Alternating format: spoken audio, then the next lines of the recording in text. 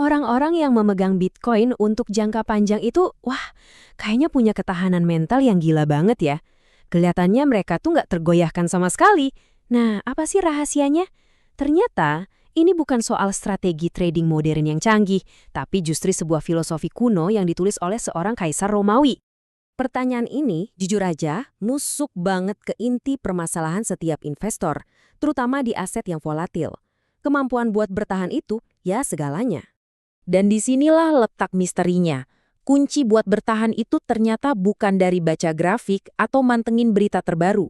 Kuncinya adalah kearifan kuno, yang tersembunyi di dalam sebuah jurnal pribadi yang sebenarnya nggak pernah dimaksudkan untuk kita baca. Oke, mari kita mulai dengan ngebahas soal tekanan psikologis yang luar biasa berat waktu kita megang aset yang harganya naik turun gila-gilaan. Ini tuh semacam medan pertempuran mental buat setiap investor. Coba deh bayangin ini. Bitcoin anjlok dari $60.000 ke 15.000. Portofolio Anda langsung minus 80%. Tiba-tiba ayah Anda telepon, panik banget. Terus, mantan yang udah 3 tahun gak ada kabar, mendadak ngechat ngajak ngopi. Wah, bener-bener kacau balau kan situasinya? Nah, ini poin yang paling krusial. Harga pasar, berita heboh, kepanikan ayah Anda, bahkan chat dari mantan, semua itu di luar kendali kita. Jadi kenapa kita biarin hal-hal itu mengendalikan kita? Fokus aja sama apa yang bisa kita kuasai. Inilah fondasi dari segalanya. Sekarang, waktunya kita bongkar rahasia itu. Filosofi yang kita bicarakan ini namanya Stoicisme. Yuk kita lihat gimana filosofi ini justru lahir dari sebuah bencana besar. Jauh di tahun 300 sebelum Masehi, ada seorang pedagang kaya raya bernama Zeno. Dia kehilangan segalanya dalam sekejap mata pas kapalnya karam dihantam badai. Seluruh hartanya tenggelam ke dasar Laut Mediterania. Tiba juga, dia jadi miskin karena sebuah peristiwa yang sama sekali di luar kendalinya. Tapi, bukannya putus asa, Zeno malah jalan kaki ke Athena dan mulai berbagi apa yang dia pelajari. Dia menemukan prinsip ini, dikotomi kendali. Dengan kita misahin mana yang bisa kita kendalikan dan mana yang enggak, disitulah kita menemukan ketenangan dan kekuatan batin. Ratusan tahun kemudian, filosofi ini nyampe ke tangan Marcus Aurelius, kaisar Romawi, bisa dibilang orang paling berkuasa di dunia saat itu. Tapi, setiap malam, dia nulis di jurnal pribadinya buat ngingetin dirinya sendiri bahwa sebenarnya dia nggak ngendaliin apa-apa kecuali pikirannya sendiri. Lompat ke era modern. Ada Laszlo Haniec yang melakukan transaksi yang disebut media sebagai perdagangan terburuk dalam sejarah. Tapi, coba lihat tanggapannya, sangat stoik. Dia tahu dia nggak bisa ngendaliin masa lalu. Yang bisa dia kendalikan cuma reaksinya saat ini. Ya, tahu filosofinya itu satu hal, tapi mempraktekannya itu cerita lain. Kaum Stoa sadar betul soal ini. Makanya mereka menciptakan latihan-latihan mental yang praktis banget. Coba kita lihat beberapa di antaranya.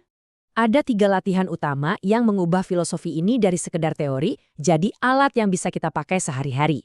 Mari kita bedah satu persatu. Latihan pertama adalah perspektif kosmik. Marcus Aurelius sering melakukan zoom out dalam pikirannya, mencoba melihat gambaran yang jauh lebih besar. Tiba-tiba, masalah sehari-hari jadi terasa kecil banget. Atau kalau pakai bahasa yang lebih modern dan agak lucu, kecemasan kamu soal angka di layar itu jadi nggak penting-penting amat kalau dilihat dari perspektif ini. Ini ampuh banget buat meredakan kepanikan jangka pendek. Latihan kedua namanya premeditatio malorum atau meditasi tentang hal-hal buruk. Ini bukan soal jadi pesimis ya, tapi soal mempersiapkan diri. Dengan kita ngebayangin skenario terburuk, kita jadi bisa menghilangkan elemen kejutannya. Kita jadi lebih siap. Coba deh latihan ini sekarang juga. Bayangin situasi ini dengan jelas, terus tulis apa yang bakal Anda lakukan. Ingat, satu-satunya jawaban yang salah di sini adalah tidak punya rencana sama sekali. Latihan terakhir, ketidaknyamanan sukarela. Kaisar Romawi ini sengaja loh memilih untuk hidup susah. Dia tidur di lantai, dia puasa, bukan karena terpaksa, tapi buat melatih ketahanan mental dan fisiknya. Karena setiap kesulitan yang kita pilih secara sadar, itu adalah latihan untuk jadi lebih kuat. Oke, sekarang bagian serunya. Mari kita gabungkan semuanya. Gimana caranya filosofi kuno ini secara mengejutkan tercermin dalam desain dan semangat Bitcoin itu sendiri? Angka ini adalah berapa kali Bitcoin udah dinyatakan mati sama berbagai media keuangan. Dan setiap kali, komunitasnya tetap bertahan.